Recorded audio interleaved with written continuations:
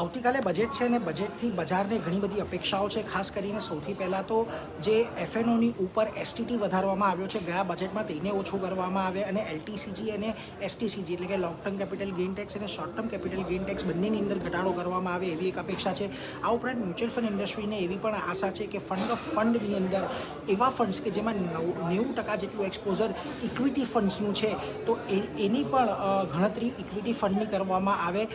ખાસ કરીને અત્યાર સુધી ડેટ ફંડની અંદર તેની ગણતરી કરવામાં આવતી હતી એટલે એના પર એક ખાસ ફોકસ તમારે રાખવાનો છે. અને આ ઉપરાંત જે T+0 નવું સેટલમેન્ટ આવી રહ્યું છે એના માટે બ્રોકર્સ અપેક્ષા રાખી રહ્યા છે કે સરકાર તેમને થોડી ઘણી મદદ કરે, થોડી ગ્રાન્ટ આપે અને ઇન્ફ્રાસ્ટ્રક્ચર ઊભું કરવામાં મદદ કરે. તો આ બધી અપેક્ષાઓ બજારની બજેટ પાસેથી બનતી દેખાઈ રહી છે.